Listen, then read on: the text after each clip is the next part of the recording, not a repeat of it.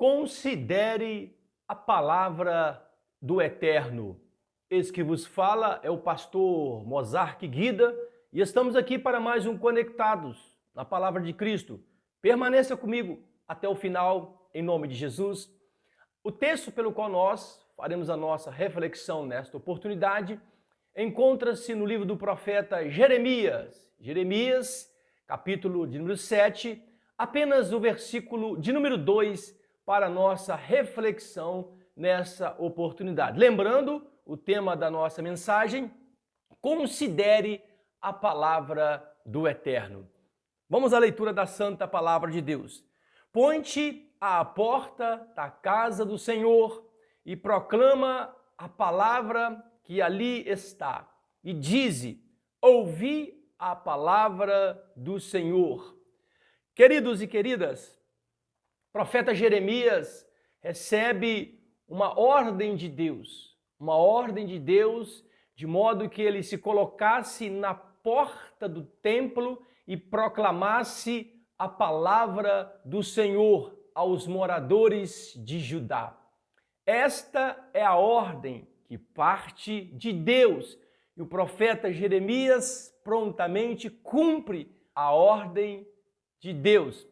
E é nesse contexto que eu também quero convidar você e desafiar a você depois fazer uma leitura nos versículos seguintes, porque é muito interessante esse capítulo do número 7 do profeta Jeremias, porque ele dá algumas orientações importantes ao povo de Judá nesse primeiro momento, para que eles pudessem, primeiramente, considerar a palavra do Eterno. E quando nós falamos em considerar a palavra do Eterno, é muito importante nós trazermos à nossa memória de quem nós queremos ser imitadores.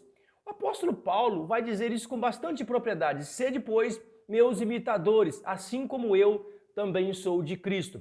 E aqui Jeremias também, da mesma forma, está querendo que o povo pudesse imitá-lo. Mas imitá-lo de que forma? Imitá-lo na oração, imitá-lo na leitura da palavra, imitá-lo na prática, imitá-lo na cooperação. Então esse primeiro ponto seria considerar a palavra de Deus, ou seja, a ênfase do profeta Jeremias era para que o povo pudesse considerar mais a palavra. E de que forma que nós demonstramos a nossa consideração verdadeira à palavra de Deus? Exatamente como eu disse, da maneira como Paulo disse.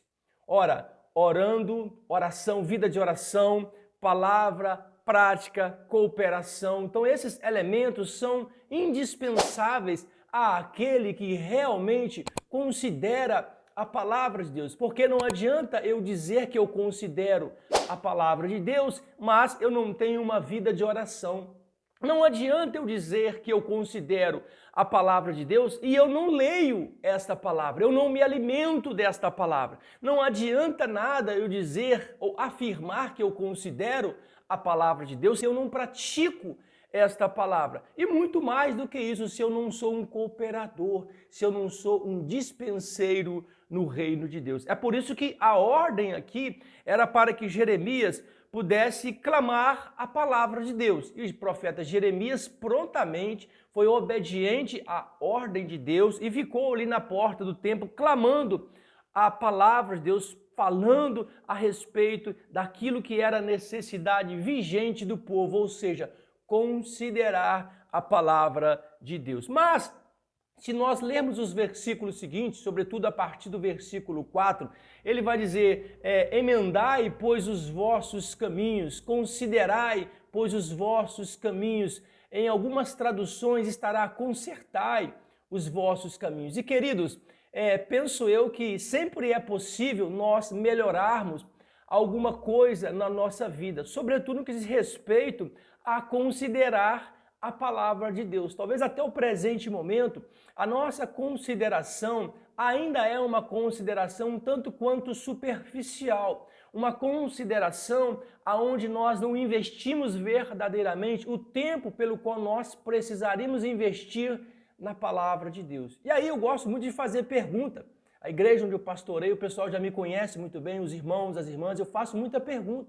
Você é aquela pessoa que tem considerado a palavra de Deus, mas aquele que considera a palavra de Deus, ele busca realmente aceitar o conserto da parte de Deus. Aquele que busca realmente, como o profeta Jeremias vai dizer, emendar os vossos caminhos, aquele que aceita a exortação que vem da parte de Deus. Então, se nós formos traduzir, ou traduzir não, fazer uma pequena síntese a despeito daquilo que é a ênfase do profeta Jeremias, ele fala dessa consideração, ele fala desse clamor que nós também precisamos ter, ele fala dessa ordem que vem de Deus e, sobretudo, desse conserto necessário.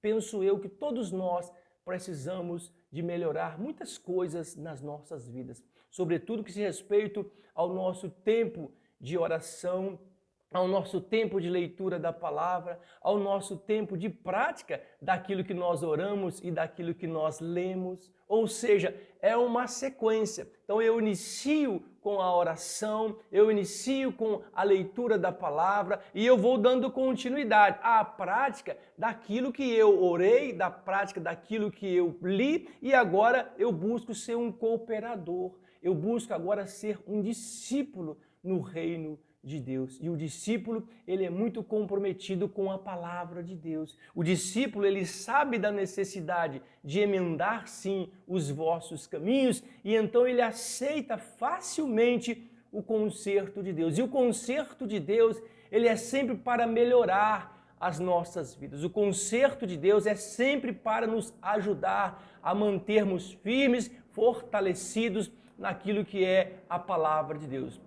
Que Deus possa abençoar a sua vida, a sua casa, a sua família. Eu fico por aqui.